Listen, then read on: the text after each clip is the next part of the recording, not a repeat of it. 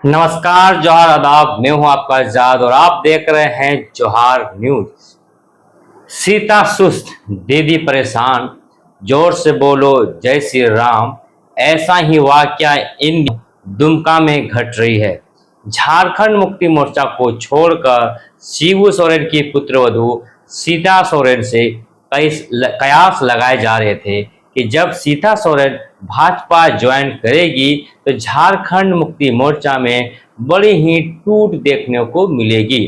लेकिन इसका उल्टा खामियाजा भाजपा को ही भुगतना पड़ रहा है। अब नामांकन की पहली सीढ़ी भी पार हो गई, लेकिन सीता सोरेन की सुस्ती और भाजपा के नाव को दुमका के मसान जोड़ में मानो डुबा ही देगी।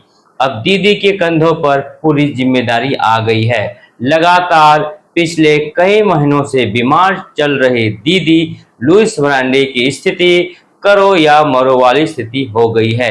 सिटिंग एमपी सुनील सोरेन ने अपना हाथ और साथ दोनों ही छोड़ दिया है।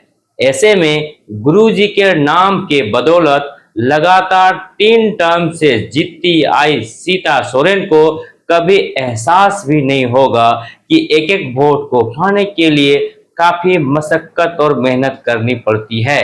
लगातार भाजपा आला कमान द्वारा सीता सोरेन से मेहनत कराई जा रही है, लेकिन सूत्रों के हवाले से जो खबरें निकल कर आई है कि क्षेत्र में सीता का कोई असर और प्रभाव दिख नहीं रहा है। अब इस वीडियो को ही देखें, जिसमें सीता सोरेन को खुद समझ में नहीं आ रहा है कि वो क्या बोल रही है। पार्टी में अब आगे क्या होना है, अब किनके हाथों में जाएगी, या फिर ये लोग पूरा महाभारत की युद्ध करेंगे। हमको तो इसका आशंका लग रहा है, ये पूरा महाभारत की युद्ध होने वाली है। इसीलिए हम अपना शांति जगह में आ गए, हमको युद्ध नहीं चाहिए भाई। सीता सोरेन की सुस्ती भाजपा को इस बार ले डूबेगी। कहीं इसका विरोध हो रहा है तो कहीं कुछ और। सीता सोरेन की सुस्ती और भाजपा कार्यकर्ताओं की चुस्ती दोनों का मेल नहीं हो पा रहा है। जामा की जनता सीता के कामों से कितनी खुश है ये तो समय ही बताएगी। फिलहाल जामा की जनता पूरी तरह से शांत हो चुकी है। सवाल यह है कि लगातार दीदी के कंधों पर सवार होकर सीता आखिर क्यों सुस्त और गुस्से में है।